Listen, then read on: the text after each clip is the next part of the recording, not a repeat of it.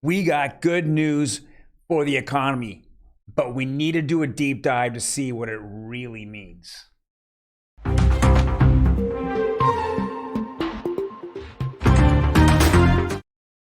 That article and several other articles that show that the new home builds are really getting crushed right now in today's Real Estate Daily. Welcome everyone. My name is Troy, and every day we go over the latest news in real estate, housing, and the mortgage market.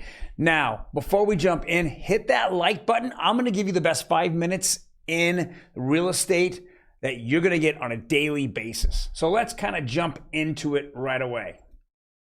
It says US GDP accelerated at 2.6% pace in the third quarter, better than expected as growth turns positive. This is a really good sign.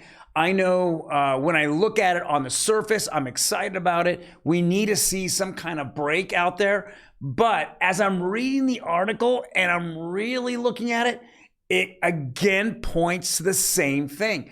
It points to Fed being way too slow in raising rates. And because they were slow, and because as I called them out in July and August and September to go to 1 full basis points or 100 basis points, 1 full point, they decided not to. And because of that, the economy keeps expanding. It's exactly what they don't want to happen. And we continue to see job growth or job steadiness out there. We're not seeing the demand go down for jobs.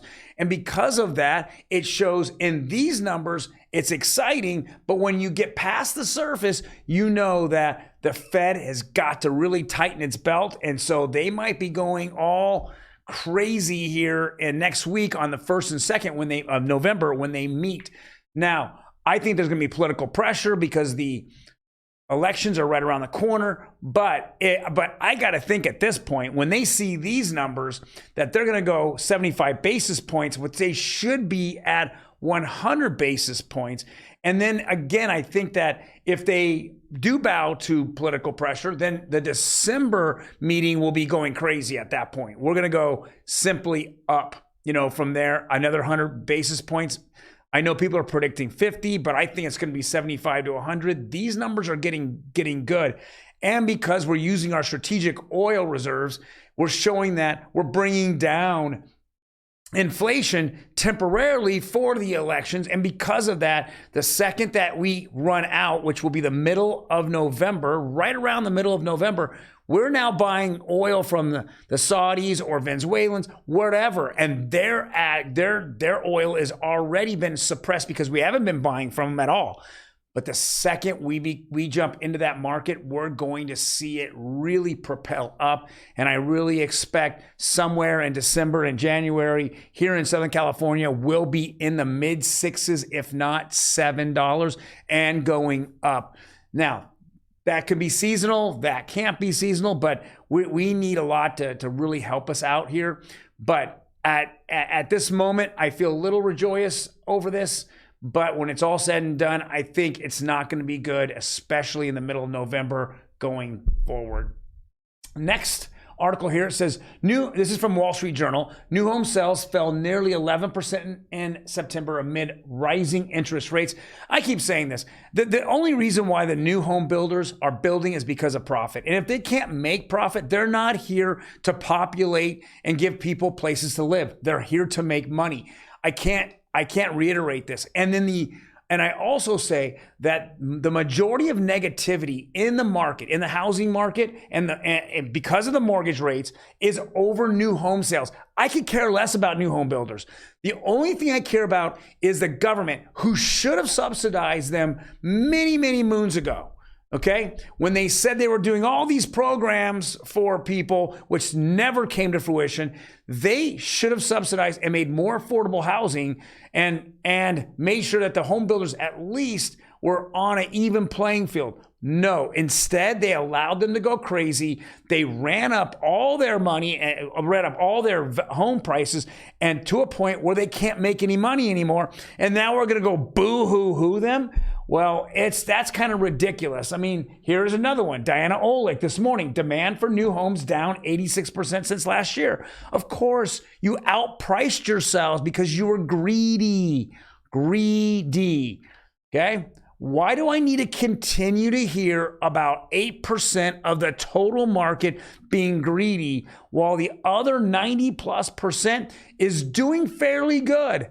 That's what we're not hearing, is that. I went over it this week. I went over to the 4 counties here in Southern California, Los Angeles, San Bernardino, Riverside, and Orange County. We're over 10% up 10% in home values over last year. We all saw in those counties that the amount of homes for sale are down, right? And that the sales of homes are down as well. So we're not seeing a glutton of homes hit the market. We're just seeing a glutton of garbage homes that are sitting on the market and rotting, but anything that's halfway decent is selling as fast as it possibly can.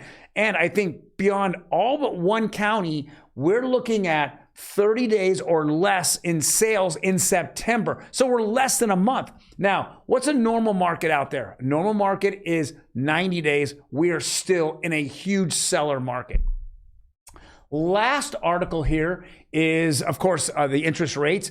And again, we see them go down. Now, I've seen several articles today where we crossed the 7% line. I don't know what people are talking about. In the last 2 or 3 days, we've seen interest rates go down and down. So here we are, conforming 30-year conventional is down another 6 basis points, on top of the 9 basis points yesterday that it went down. So it is flat at 7. 30-year FHA went down 4 basis points. Now we're under, again, 6.8. We're at 6.79. We did see a huge dive in 15-year conventional, but those aren't, I wouldn't be looking at 15-year conventional whatsoever at this point. 30-year jumbos are pretty hot still. They're closing in on 7s. If you go to certain lenders, and I would shop that all day. And I did have a piece this week on credit unions. If you can qualify for, to become a member of a credit union and qualify for their loans, you're looking at, loans that are jumbo type loans in the 5s. It's extremely affordable. I would definitely look at that. Guys, thank you very much for joining me today. I know I've been without my producer, Emmy. She is on vacation. I wish her luck and be safe and have fun. And my business partner, Ryan, he's on vacation. So I'm a solo act today. Guys, you take care and you have a fantastic day, and I will see you tomorrow.